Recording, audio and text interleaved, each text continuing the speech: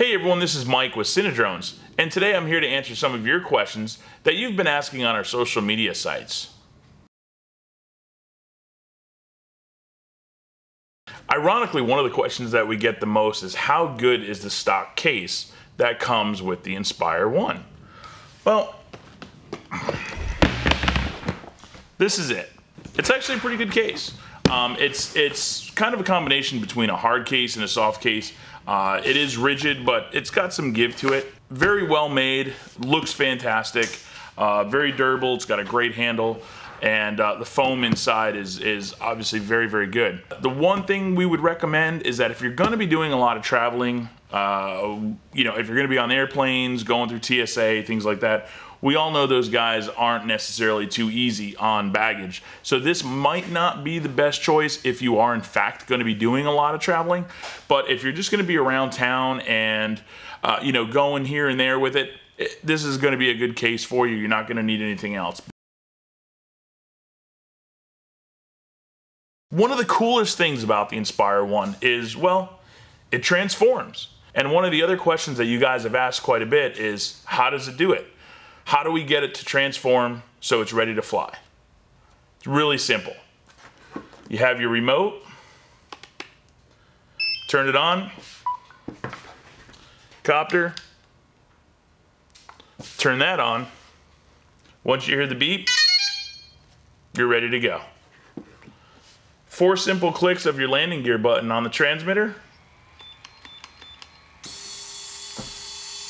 and there you have it. Now, you can add your camera, and you're ready to fly. Another question that we get is how easy is the Inspire 1 to use as a single operator? We know it comes in 2 versions, both a single operator and a dual operator. As a single operator, it's not very hard to use. If you have experience flying, say, a Phantom, it's much the same in terms of what you're actually doing. Except the Inspire has a lot more built-in features. Things like a ground station so you can set your waypoints, built-in light bridge, you have a full 360-degree gimbal with tilt, so there's a lot going on. So it might seem like it's a lot to manage, but at the end of the day, you really have to figure out what you're going to do before you fly and make sure that you can accomplish that safely. So, as we know, the Inspire can come with either 1 or 2 controllers. With 2 controllers, you have the ability to have more control over your storytelling and the shots that you're doing. Having 2 controllers really allows the pilot to fly more effectively and ultimately safely. While they focus on the aircraft, the camera operator can focus on getting the shot.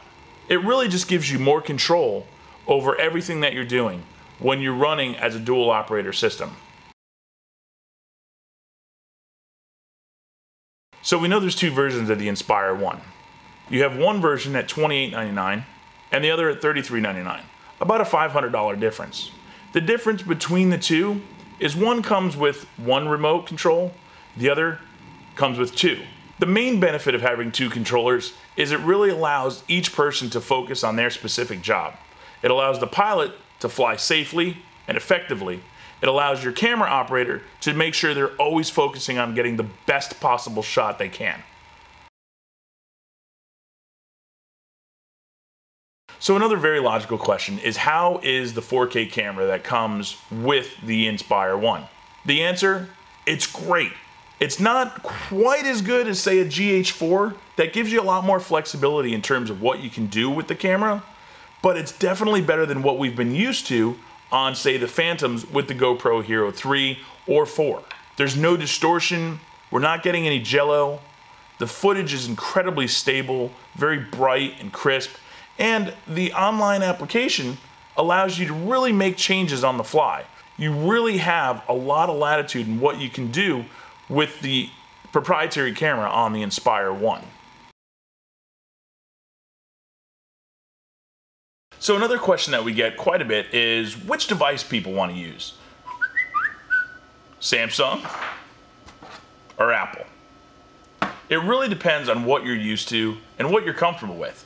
We've been using the Samsung Tab 3. It's worked great. The screen is really bright And the tablet itself is not very expensive. And since we're using it as a tool, we're out in the field with it quite a bit, I don't want to use my more expensive iPad.